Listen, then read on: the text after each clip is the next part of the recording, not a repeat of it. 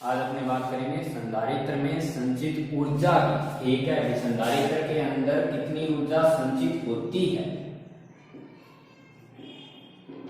अगर अपने बात करें संचित ऊर्जा की तो अपने को एक चीज पता है कि जो ऊर्जा होती है वो किसके बराबर होती है, किए गए कार्य की। यानी जो ऊर्जा है उसके अनुसार ही क्या रहेगा, कार्य। तो अगर यहाँ पे मैं संधारित्र की बात करूं तो संधारित्र की प्लेट है मान लो दोनों, ठीक है। तो एक पे आता है प्लस क्यू और एक पे आता है माइनस क्यू। तो यहाँ पे अगर कार्य की बात करें तो कार्य का मतलब है, अगर संचित ऊर्जा में देखें संधारित्र में, तो संधारित्र में अपने बात करते हैं आवेश और विभव की। ठीक है, और विभव के लिए क्या आ सकता है, कार्य। जिसके अंदर विभव के अंदर जब अपने कार्य की बात की थी तो उसमें ये करते हैं भी जो आवेश dq उसका क्या करते हैं, स्थानांतरण करते हैं एक बिंदु से दूसरे बिंदु, जिसके अनुसार क्या प्राप्त होता है अपने को, विभवांतर। यानी यहाँ पे जो धनावेशित प्लेट है उससे मैंने आवेश dq उठाया और किसकी तरफ लेके जा रहा हूँ, कौन सी की ओर है, माइनस क्यू की ओर। ठीक है, तो अगर मैं विभव की परिभाषा के अनुसार देखूं तो v बराबर क्या लिख सकते हैं, ठीक है, W बटे क्यू। तो अगर मैंने विस्थापन छोटा आवेश लेके जा रहा हूं तो dw बटे क्या आना चाहिए, dq। तो dw किसके बराबर हो सकता है, v dq। ठीक है, तो यहाँ पे अगर मैं देखूं तो जैसे जैसे आवेश का स्थानांतरण करता जाऊंगा, अगर आवेश का मान बदलता जा रहा हूं तो कार्य का मान भी क्या करेगा, बदलता है। ठीक है, तो यहाँ पे एक चीज हो रहा है कि विभव का मान बदलेगा कि नहीं बदलेगा। अगर अपने किसी भी प्लेट पर अगर आवेश का मान बढ़ाते जा रहे हैं तो आवेश का मान बढ़ने पर, यानी आवेश के मान पर विभव का मान भी क्या करता है, निर्भर करता है। तो जैसे जैसे मैं आवेश का मान बदलता जाऊंगा वैसे वैसे विभव का मान भी क्या करेगा, बदलता रहेगा। इसलिए यहाँ पे v है वो क्या कर सकता है, बार बार बदल सकता है। तो v का मान बदल, तो यहाँ पे अगर संधारित्र के अनुसार देखें तो q इक्वल टू क्या लिख सकते हैं, cv। ठीक है, तो यहाँ पे अगर मैं देखूं तो मैंने स्मॉल q का मिला q इक्वल टू cv। तो यहाँ पे जो v है उसको लिख सकता हूँ q बाई c। तो इसका वैल्यू पुट कर दो, तो यहाँ पे dw क्या बन गया अपने पास, v की जगह क्या सकता है, q बाई c और आगे क्या आया dq। तो इसका क्या कर दो, समाकलन करो, dw का समाकलन क्या आएगा, w। तो ये q बाई c और dq। तो जो धारिता है वो तो एक नियतांक होती है, तो धारिता का निकाल तो आ गया बाहर, यानी 1 बाई c। तो समाकलन किसका, q dq का। तो ये बन गया अपने पास 1 बाई c, q का समाकलन क्या है, q स्क्वायर बाई 2। ठीक है, अब अगर समाकलन करूं तो मान अगर देखूं तो सबसे पहले ये प्लेट एकदम जीरो है। मैंने मान लिया कि सबसे पहले आवेश कितना था, जीरो, और सबसे अधिकतम आवेश कितना लेके जा सकता है, कैपिटल है q। तो लिमिट लगा दो इसकी, तो w equal to 1 by c, q की जगह पहले अपन लेंगे q स्क्वायर बाई 2 माइनस 0 का स्क्वायर बाई 2। तो ये अपने पास w आ गया 1 by c q square by 2। तो इसको w को लिख सकते हैं 1 by 2 q square by c। अगर इसको ऐसे न लिखें तो cv में भी लिख सकते हैं, तो q इक्वल टू क्या लिख सकते हैं, cv। तो q की जगह cv रख दो, तो w ये भी बन सकता है 1 बाई 2 q की जगह अगर cv लिखूं तो c square v square upon c। तो c से c कैंसिल आउट, तो यहाँ पे जो w है वो बच गया 1 बाई 2 cv का स्क्वायर। ठीक है, तो इस टाइप से अपन इसको अलग अलग फॉर्मूलों के रूप में लिख सकते हैं। जैसे ये q बाई c है, c को टाइम तो q और v में भी बना सकते हैं। तो अगर मैं q और v में बनाने की कोशिश करूं तो अपने पास बेसिक फॉर्मूला ये आया 1 by 2 q square by c। तो यहाँ पे अगर c को हटाऊं तो q इक्वल टू क्या लिख सकते हैं, q इक्वल टू अगर देखें तो इसको लिख सकते हैं cv। तो c equal to q by v। यहाँ पे q बाई v रख लो तो 1 बाई 2 q स्क्वायर, यहाँ पे q अपॉन में v, तो ऊपर जाएगा तो कैंसिल आउट, तो ये बच गया w equal to 1 by 2 qv। ठीक है, तो इस टाइप से अपने संचित ऊर्जा का मान क्या कर सकते हैं, ज्ञात। तो संचित ऊर्जा का मतलब ऊर्जा मतलब किसके बराबर होती है, दिए गए कार्य के। तो यहाँ पे जो कार्य है वही क्या होगा, उसकी ऊर्जा। इसलिए लिख सकते हैं भी संधारित्र की प्लेटों को आवेशित करने के लिए जो dq आवेश स्थानांतरित किया जा रहा है उसके लिए जो किया गया कार्य है वो उसकी ऊर्जा के रूप में क्या होगा, संचित होगा। और उसका मान कितना प्राप्त होता है, 1 by 2 q square by c। ठीक है, या फिर इसको लिख सकता हूँ 1 बाई 2 cv स्क्वायर, या फिर क्या सकता है 1 बाई 2 q इंटू v, जिसके आधार पे अपने उसकी संचित ऊर्जा का बात करते हैं। अब ये जो संचित ऊर्जा है वो किसके रूप में संचित की गई है, आवेश के रूप में। ठीक है, क्योंकि समांतर प्लेट जो संधारित्र है उसका उपयोग करते हैं अपने किसी भी आवेश को संचित करने के लिए। इसलिए आवेश है तो वहां पे ऊर्जा आती है विद्युत।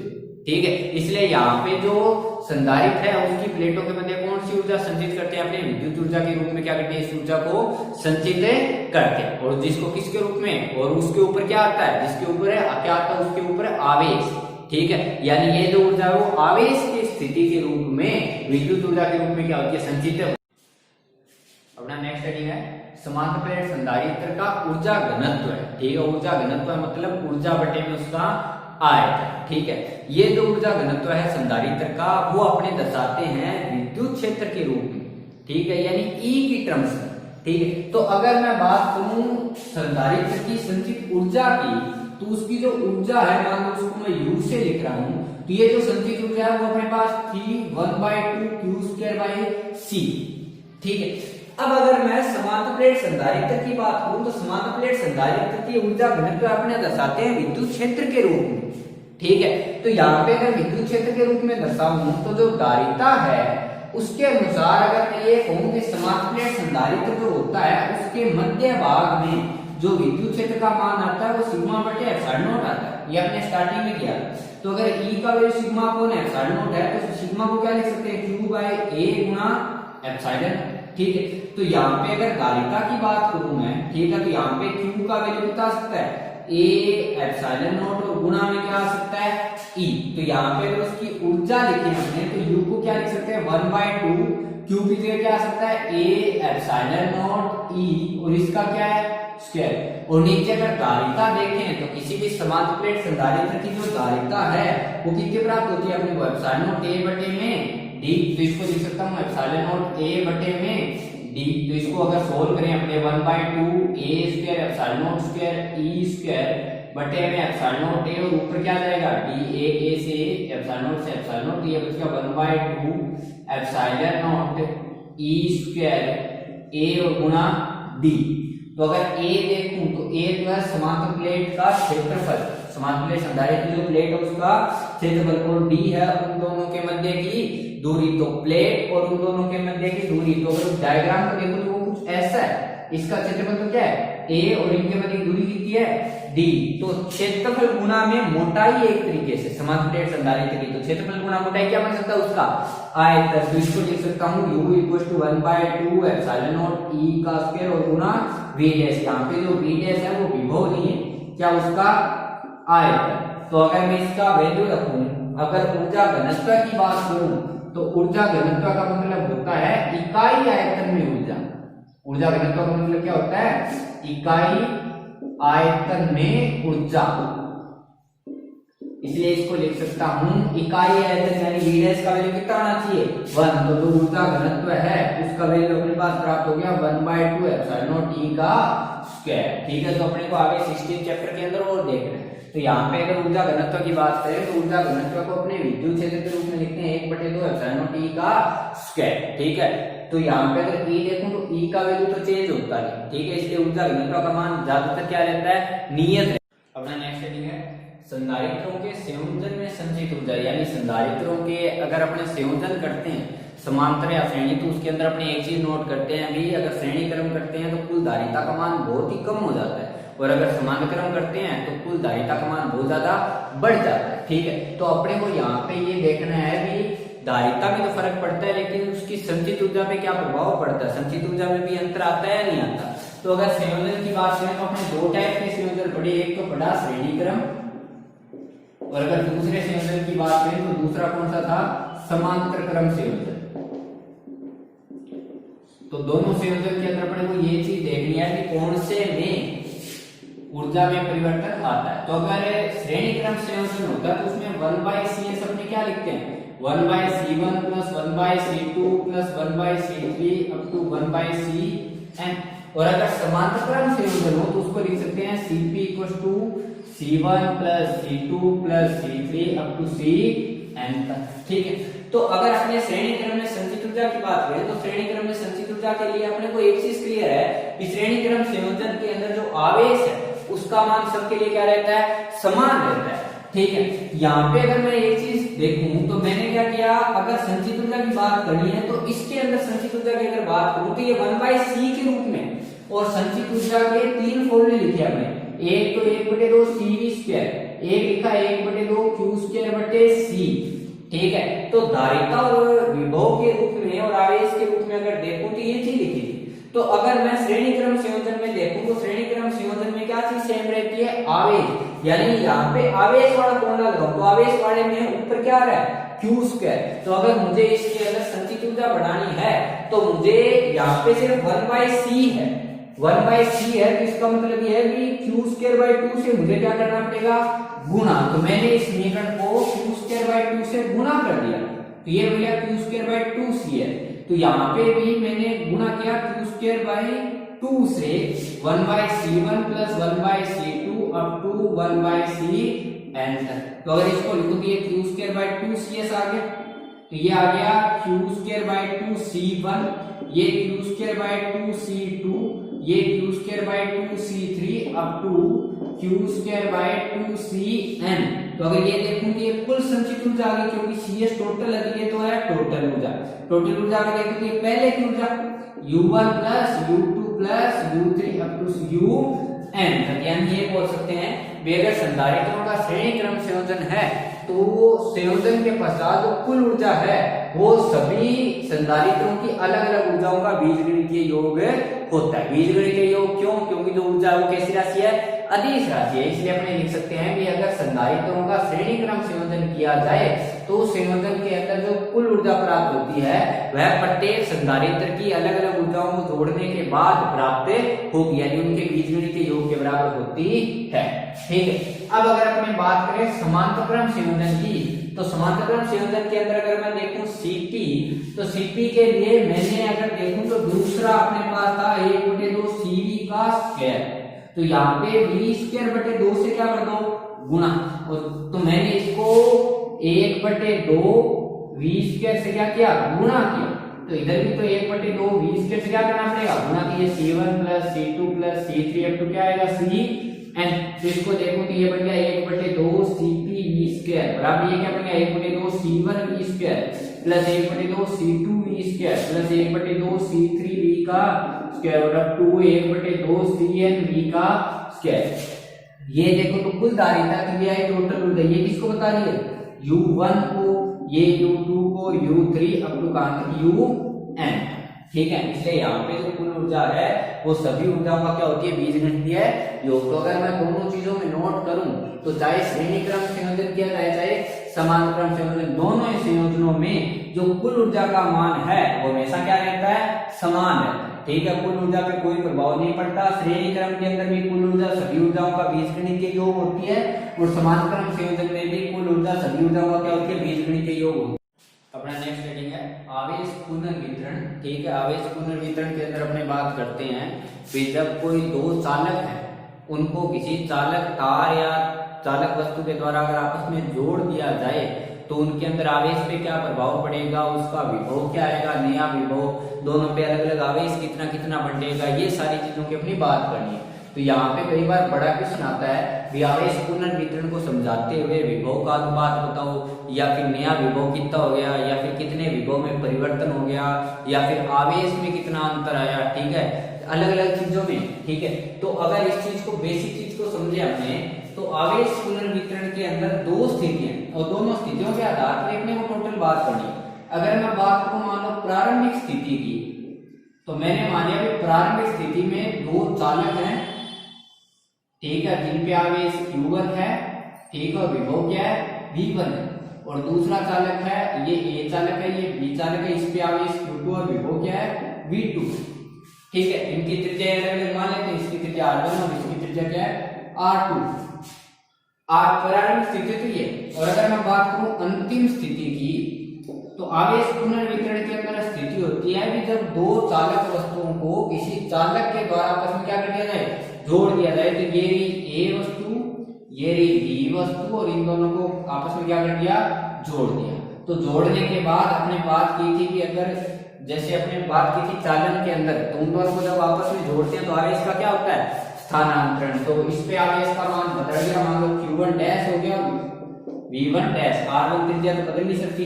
दूसरा क्या हो गया, इस पे मान लो आवेश हो गया q2 डैश, और ये हो गया v2 डैश, इसकी त्रिज्या भी क्या आएगी, R2। तो इस स्थितियों के अंदर अपने को ये पूछता है कि आवेश का स्थानांतरण कितना हुआ, विभव का परिवर्तन कितना हुआ, कितना विभव बढ़ा, कितना विभव घटा, जोड़ने के बाद विभव क्या होगा। अब अपने को एक चीज ये ध्यान रखनी है, जैसे अगर अपने कहीं पे भी किसी तार के लिए बात करें, ठीक है, या फिर कोई चालक वस्तु के लिए बात करें, तो किसी चालक वस्तु पर आवेश का स्थानांतरण तब तक ये होता है जब तक उसके विभव में क्या आता है, अंतर आता है। ठीक है, जैसे अगर ओम के नियम की बात करें तो V इक्वल टू अपने लिखते हैं IR। ये जो V होता है वो विभवांतर को दर्शाता है। अगर मैं V का वैल्यू 0 कर दूं तो I का वैल्यू भी कितना हो जाएगा, 0, क्योंकि 0 बराबर I गुना R है तो I का वैल्यू कितना होना पड़ेगा, 0। तो उसमें कोई धारा प्रवाहित नहीं होगी, और अगर कोई धारा प्रवाहित नहीं होगी इसका मतलब कोई आवेश का प्रवाह भी नहीं हो रहा है। इसलिए अपने को एक चीज ध्यान रखनी है कि इन्हीं दो चालक वस्तुओं को अगर आपस में जोड़ दिया जाए तो उन दोनों के मध्य आवेश का स्थानांतरण तब तक ही होगा जब तक दोनों का विभव क्या नहीं हो जाए, समान नहीं हो जाए। ठीक है, इसलिए अपने को ये चीज ध्यान रखनी है कि अगर कहीं पे दो चालक वस्तुओं को आपस में जोड़ दिया जाए तो चालक वस्तुओं को आपस में जोड़ने के बाद उनमें आवेश का स्थानांतरण तब तक होता है जब तक दोनों का विभव क्या नहीं हो जाए, समान नहीं हो जाए। तो अगर मैंने इन दोनों को आपस में जोड़ दिया, जोड़ने के बाद निरावेश Q1 डैश हो गया, निरावेश क्या हो गया, Q2 डैश। तो Q1 डैश और Q2 डैश आवेश जोड़ने के बाद हो गया। इसका मतलब यह है कि जोड़ने के बाद जो भी आवेश का स्थानांतरण हुआ है उसके बाद स्थानांतरण तब रुक जाएगा जब दोनों का विभव क्या हो जाए, समान हो जाए। तो जोड़ने के पश्चात दो वस्तुओं का विभव क्या हो जाएगा, समान हो जाएगा। इसलिए ये ध्यान रखिए V1 डैश किसके बराबर है, V2 डैश। ठीक है, जिनको मैं क्या लिख रहा हूँ, V से। तो ये जो V है वो दोनों का विभव है, इसलिए इसको विभव को बोलते हैं उभयनिष्ठ विभव। इसलिए उभयनिष्ठ विभव की अगर बात करें तो उभयनिष्ठ विभव का मतलब होता है ऐसा विभव जिसके अंदर दो चालकों को आपस में जोड़ने के बाद जो नियत मान प्राप्त होता है दोनों का बराबर, वो कौन सा विभव होता है, उसको उभयनिष्ठ विभव। ठीक है, इसलिए अगर चालक के अंदर आवेश के स्थानांतरण की बात करें तो आवेश का स्थानांतरण सिर्फ तब तक ही होगा जब तक दोनों चालकों का विभव क्या नहीं हो जाए, समान न हो जाए। तो ये प्रारंभिक स्थिति और ये अंतिम स्थिति। अब इसके आधार पे जिस भी चीज का मान पूछे, ठीक है, जैसे मान लो फर्स्ट क्वेश्चन यह आ गया भी नए आवेशों का अनुपात ज्ञात करो। ठीक है, तो अगर मैं बात करूं आवेशों का अनुपात, जो भी चीज पूछे उसके अनुसार बात करनी है हमने। तो अगर मैं बात करूं आवेशों के अनुपात की, तो आवेशों के अनुपात अगर देखूं तो पहले आवेश कितना था और बाद में आवेश कितना था, या फिर ये पूछ लेता है कि दोनों के उभयनिष्ठ विभव का मान ज्ञात करो, यानी V का मान कितना प्राप्त होता है, या फिर कितने आवेश का क्या हुआ, स्थानांतरण। अलग अलग टाइप के क्वेश्चन है। तो अगर मैं यहाँ पे आवेशों का अनुपात की बात करूं तो अगर प्रारंभिक स्थिति में बात करूं तो प्रारंभिक स्थिति में अपने को एक चीज क्लियर है, प्रारंभिक स्थिति के अंदर जो Q1 है वो आना चाहिए C1, इसकी धारिता C1 और इसकी धारिता क्या मान लो, C2, इसकी धारिता C1 और इसकी धारिता क्या माने, C2। तो Q1 है वो क्या लिख सकता हूँ, C1 है V1, Q2 बराबर क्या लिख सकता हूँ, C2 V2। और अगर मैं ये कहूंगी अंतिम स्थिति में, अगर अंतिम स्थिति में देखें तो अंतिम स्थिति में जो Q1 डैश है वो क्या आना चाहिए, C1V, और जो Q2 डैश है वो आना चाहिए C2V। तो अगर अलग अलग चीजें पूछे तो यहाँ से अगर वो ये पूछे कि आवेशों का अनुपात ज्ञात करो तो नए आवेशों का अनुपात क्या सकता है, Q1 डैश बटे Q2 डैश। तो C1V बटे C2V, V से V कट गया, Q1 डैश बटे Q2 डैश का वैल्यू आ गया C1 बटे C2। इसलिए यहाँ पे ये बोल सकते हैं कि जो आवेश है जो चालक है उनको तार जोड़ने के पश्चात, किसी चालक वस्तु के द्वारा जोड़ने के पश्चात उनका जो नए आवेश का मान है या नए आवेश का जो अनुपात है वो हमेशा उसकी धारिताओं के अनुपात के रूप में वितरित होगा, यानी Q1 डैश बटे Q2 डैश बराबर आता है C1 बटे C2। इसलिए यहाँ पे बोल सकते हैं कि आवेश पुनर्वितरण, यानी आवेश वितरित होने के पश्चात, यानी दोनों को जोड़ने के पश्चात जो नया आवेश है उन दोनों आवेशों का अनुपात हमेशा उनकी धारिताओं के अनुपात के रूप में वितरित होता है। जिसकी धारिता ज्यादा उस पर आवेश भी ज्यादा, जिसकी धारिता कम उस पर आवेश भी कम, क्योंकि Q1 समानुपाती है किसके, C1 की। ठीक है, इसलिए ये जो आवेश का मान है वो उसकी धारिताओं के रूप में, धारिताओं के अनुपात के रूप में वितरित होगा। जैसे दूसरा क्वेश्चन पूछ लिया उभयनिष्ठ विभव। उभयनिष्ठ विभव का मतलब दोनों को जोड़ने के बाद विभव का मान कितना प्राप्त होता है, यानी अपने को वैल्यू किसकी निकालनी है, V की। ठीक है, तो अगर मैं प्रारंभिक स्थिति और अंतिम स्थिति में देखूं तो एक चीज अपने को क्लियर है भी, कुल आवेश देखूं तो कुल आवेश हमेशा क्या रहता है, संरक्षित। यानी अगर यहाँ पे बात करूं मैं आवेश संरक्षण की, आवेश संरक्षण से अगर देखूं तो पहले के आवेश और बाद के आवेश का मान क्या होना चाहिए, समान। यानी पहले अगर कुल आवेश देखूं तो क्या था, Q1 प्लस Q2, और बाद में नए आवेश कुल आवेश कितना है, Q1 dash plus Q2 dash, तो दोनों का वैल्यू क्या होना चाहिए, बराबर। यानी दोनों को जोड़ने के पहले जो आवेश था वही होना चाहिए, दोनों को जोड़ने के बाद Q1 प्लस Q2 बराबर Q1 dash plus Q2 dash, तो यहाँ पे वैल्यू रख दो, ये तो बन गया C1 V1 plus C2 V2, ये आ गया C1V प्लस C2 V2, उधर से अगर V कॉमन हो तो अपने पास बच गया C1 प्लस C2, ये है C1 V1 plus C2 V2। तो अगर उपनिष्ठ विभव की बात करूं तो V बराबर बन गया C1 V1 plus C2 V2, और बटे में क्या आया C1 प्लस C2। ठीक है, तो इस आधार पे अपने ये निकाल सकते हैं कि विनिष्ठ विभव का मान प्राप्त कितना होता है। ठीक है, तो विनिष्ठ विभव अगर पूछे तो अपने ये चीज देख सकते हैं। तीसरा ये भी पूछ सकता है कि विभव के अंदर परिवर्तन कितने का आता है। अगर मैं विभव में परिवर्तन की बात करूं, ठीक है, तो विभव में परिवर्तन की अगर मैं बात करूं तो जैसे मान लो क्या है, एक चीज तो अपने को पता है कहीं पे अगर कोई मान विनिष्ठ प्राप्त हो, ठीक है, जैसे अगर 5 और 7 है, तो इन दोनों के अगर बीच की बात करूं, मैं ये कहूं भी इन दोनों के पास में, ठीक है, जो विनिष्ठ वस्तु है यानी इनका जो औसत आएगा वो इनके बीच में तो आएगा। 5 और 7 12 बटे 2। इसलिए एक चीज ध्यान रखनी अपने को भी, एक का विभव 50 है और दूसरे का विभव 100 है, तो इनको जोड़ने के पश्चात एक का विभव तो बढ़ जाता है, क्योंकि एक आवेश तो ग्रहण करेगा, ये क्या करेगा, त्याग। सीधी सी बात है, इस पे आवेश Q1 और इस पे आवेश Q2, अगर मैं इन दोनों को जोड़ दूं तो कोई नया आवेश तो मैं दे नहीं रहा। एक का आवेश दूसरे को क्या होगा, स्थानांतरित, यानी एक अपने आवेश के मान को घटाएगा और दूसरा अपने आवेश के मान को बढ़ाएगा। तो यानी अगर एक का विभव V1 है और एक का विभव V2 है, तो इसमें से इन दोनों को जोड़ने के बाद एक का विभव तो घटेगा और दूसरे का विभव बढ़ेगा। इसलिए एक का मान घटना और एक का मान बढ़ने का मतलब यह है कि अगर एक का विभव 50 है और एक का विभव 100 है, तो 50 वाले का विभव तो बढ़ जाएगा जोड़ने के बाद, और 100 वाले का विभव घट जाएगा। तो इनका जो दोनों का कॉमन विभव है वो कहां पे प्राप्त होगा, इन दोनों के बीच में। इसलिए ये लिख सकता हूं कि जो विनिष्ठ विभव है V, वो V1 और V2 के क्या आएगा, बीच। ठीक है, यानी हो सकता है कि वो V1 से कम हो और V2 से क्या हो ज्यादा, या फिर हो सकता है V1 से ज्यादा और V2 से क्या हो कम हो, वो निर्भर करेगा।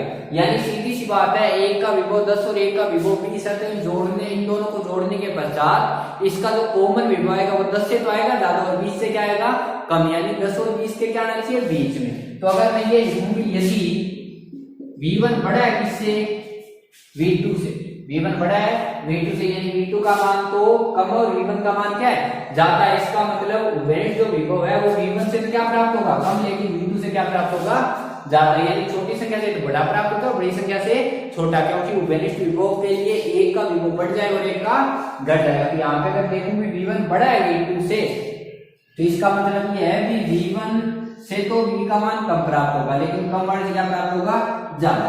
तो यहाँ पे अगर मैं Q1 या फिर ये लिखूं A के विभव में परिवर्तन, जिस भी प्रकार का विभव पूछे, तो अगर A के विभव में परिवर्तन की बात करूं मैं, तो डेल्टा V1, तो डेल्टा V1 क्या हो सकता है, V1 माइनस V। तो V1 का अगर वैल्यू देखूं बड़ा रहेगा, V का वैल्यू कितना है, C1 V1 plus C2 V2 upon में C1 प्लस C2, तो इसका वैल्यू फाइंड आउट करो।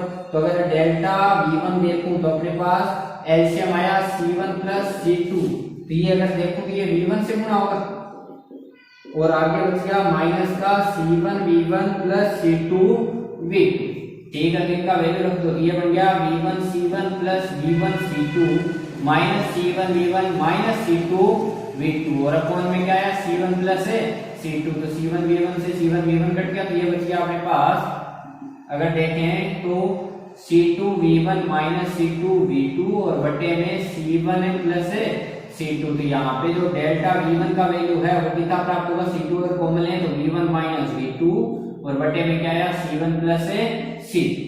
ठीक है, इसी प्रकार से अगर दूसरे के विभव में परिवर्तन की अगर अपने बात करें, ठीक है, दूसरे के विभव में अगर परिवर्तन देखिए अपने, तो Q2 के विभव में परिवर्तन, Q2 के लिए अगर बात करें तो उसे लिख सकता हूं डेल्टा V2, और डेल्टा V2 को क्या लिख सकता हूं, V माइनस V2, क्योंकि V क्या उससे बड़ा है तो v का वैल्यू कितना है अपने पास a c1 v1 plus c2 v2 और बटे में c1 प्लस है c2 और इसमें माइनस क्या है v2, तो इसका एलसीएम लो c1 प्लस c2 तो ये तो c1 v1 plus c2 v2 minus v2 से गुणा होगा c1 प्लस है c2, तो ये अपने पास बन गया c1 v1 plus c2 v2 minus c1 v2 और माइनस c2 v2 और बटे में क्या आएगा c1 प्लस है c2, तो c2 v2 से ये कट गया तो ये बच गया c1 अगर कॉमन होती है बच गया v1 माइनस है v2 और बटे c1 प्लस है c2, यह है डेल्टा v2, जिस आधार पे अपने इनका अंतर निकाल सकते हैं।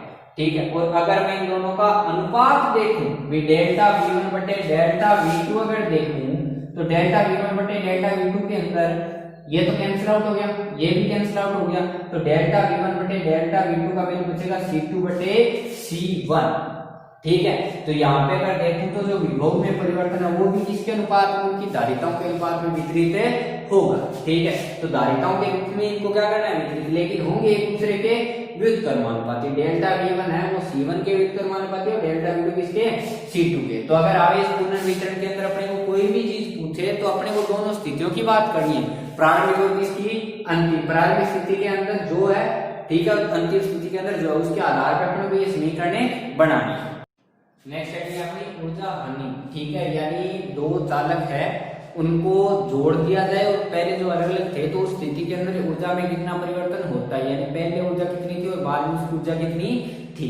तो अगर अपने ऊर्जा हानि के अंदर बात करें तो जैसे अपने बात की थी प्रारंभिक स्थिति की, तो अगर अपने बात करें प्रारंभिक स्थिति में, तो प्रारंभिक स्थिति में अगर ऊर्जा देखूं तो अपने को ये पता है कि दो चालक जो संधारित्र है उनका श्रेणी क्रम संयोजन किया जाए समांतर, कुल ऊर्जा है वो क्या होती है u1 प्लस है u2। तो अगर प्रारंभिक स्थिति में देखूं तो कुल ऊर्जा होनी चाहिए u1 प्लस है u2, तो u इक्वल टू आ गया 1/2 c1 v1 का स्क्वायर और प्लस 1/2 c2 v2 का स्क्वायर।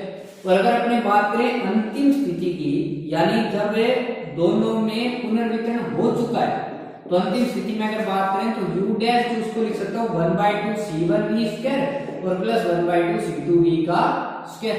तो इसको अगर देखूं तो 1/2 v स्क्वायर ये आया, ये बच गया c1 प्लस c2, तो इनका वैल्यू रख दो। तो 1/2 v का वैल्यू अपने पास कितना था c1 v1 plus c2 v2 और अपॉन में c1 प्लस c2 का होल स्क्वायर और गुणा ऊपर क्या है c1 प्लस c2, क्योंकि वो बेनिक विभव का वैल्यू ये था तो इसका वैल्यू रख दो। ये बच गया 1/2 गुणा ये तो बन गया c1 v1 plus c2 v2 का होल स्क्वायर और अपॉन में c1 प्लस c2 का होल स्क्वायर और गुणा है c1 प्लस c2, तो एक और से एक और कैंसिल आउट, तो जो u डैश है उसका वैल्यू अपने प्राप्त हुआ 1/2 c1 v1 plus c2 v2 का होल स्क्वायर और अपॉन में c1 प्लस c2। अब अगर अपने को बात करनी है ऊर्जा में होने वाले परिवर्तन, और मैं ये कह रहा हूं कि ऊर्जा हानि, ऊर्जा हानि के लिए अगर बात करूं तो ऊर्जा हानि तभी तो होगी जब अपने पास पहले ऊर्जा 50 थी और बाद में कितनी होगी 40, यानी प्रारंभिक ऊर्जा ज्यादा और अंतिम ऊर्जा क्या हो ज्यादा। तो अगर मैं प्रारंभिक में से अंतिम वाली घटा दूं तो वो जो मान है वो किसका प्राप्त होना चाहिए प्लस का। तो मैंने क्या किया, अगर मैं लिखूं ऊर्जा हानि, तो ऊर्जा हानि अगर देखूं तो डेल्टा जो हुआ वो तब प्राप्त होगा जब प्रारंभिक माइनस अंतिम किया जाए, और वो भी किसका प्राप्त हो धनात्मक प्राप्त हो, तब अपने ये बोल सकते हैं ऊर्जा में क्या हुई है हानि। यानी जो पहले ऊर्जा थी उसमें से अगर बाद वाली ऊर्जा घटाऊं तो अपने को जो मान प्राप्त होना चाहिए वो किसका प्राप्त होना चाहिए प्लस का। अगर वो प्लस का मान प्राप्त नहीं हुआ तो इसका मतलब ऊर्जा की हानि नहीं। तो अगर ऊर्जा हानि देखो तो ऊर्जा हानि तब हो सकता है जब प्रारंभिक में से अंतिम घटाऊं वो भी किसका है प्लस का। तो अगर u का वैल्यू देखूं तो u का वैल्यू अपने पास है 1/2 c1 v1 square plus 1/2 c2 v2 का स्क्वायर, और ये अपने पास है 1/2 नीचे c1 प्लस c2 और ऊपर है c1 v1 plus c2 v2 का होल स्क्वायर। तो यहाँ पे अगर इसको सोल्व करें तो 1/2 अगर कॉमन लूं मैं तो अपने पास बच गया c1 v1 का स्क्वायर प्लस c2 v2 का square minus c1 v1 plus c2 v2 का जो होल स्क्वायर और अपॉन में क्या c1 प्लस c2। तो इसका एलसीएम ले लो तो अपने पास बच गया 1/2, अगर इसको सोल्व करें तो एलसीएम है c1 प्लस c2, तो पहले इससे गुणा होगा c1 v1 के स्क्वायर से गुणा होगा c1 plus c2 plus c2 v square से गुणा होगा सॉरी c2 v2 के स्क्वायर से गुणा होगा c1 प्लस c2 और माइनस के है अपने पास c1 v1 plus c2 v2 का होल स्क्वायर। ठीक है, तो अगर इसको सोल्व करें अपने तो ये बच गया 1/2, नीचे अपने पास है C1 प्लस है C2 ऊपर वाले को सोल्व करें तो ये बन गया C1 square V1 square plus C1 C2 V1 का स्क्वायर। ये अपने पास बच गया C1 C2 V2 का स्क्वायर और प्लस में C2 स्क्वायर V2 स्क्वायर। इसको अगर देखें तो माइनस का है तो ये C1 स्क्वायर V1 का square A square plus B square वो भी किसका हो जाएगा माइनस का C2 स्क्वायर V2 का स्क्वायर और माइनस 2 C1 C2 V1 है V2 क्योंकि यही तो लिखेंगे A square plus B square plus 2AB और बाद में साथ किसका है माइनस का, तो सारी चीज क्या हो गई चेन के लिए कैंसिल आउट स्क्वायर वाइज। तो यहाँ पे अपने पास बच गया जो डेल्टा यू है वो बच गया अपने पास 1/2 C1 ऊपर है अपने पास C1 C2 V1 का square plus C1 C2 V2 का स्क्वायर और माइनस 2 C1 C2 V1 है V2 और अपॉन में अपने पास C1 प्लस है C2। तो इसको अगर सोल्व करें अपने तो 1/2 C1 C2 कॉमन आ सकता है और नीचे C1 प्लस है C2। आगे अपने पास बच गया इधर से बच गया V1 का स्क्वायर प्लस V2 का स्क्वायर माइनस 2 V1 है V2। तो ये बच गया अपने पास 1/2 C1 C2 बटे C1 प्लस है C2 और गुणा में A square plus B square minus 2AB यानी A माइनस B का होल स्क्वायर। तो अगर अपने देखें तो ऊर्जा हानि का मान इतना प्राप्त होता है। अब ये प्लस का या माइनस का वो देख लेते हैं। C1 C2 और C1 प्लस C2 ये तो सारे प्लस के ही हो गए। V1 माइनस V2 प्लस का है चाहे माइनस का है लेकिन उसका क्या है वर्ग तो हमेशा क्या आएगा प्लस का। तो जो डेल्टा यू है वो हमेशा किसका प्राप्त हो रहा है धनात्मक। इसका मतलब पहले ऊर्जा ज्यादा और बाद की ऊर्जा क्या है कम है, इसलिए यहाँ पे क्या हुई है ऊर्जा हानि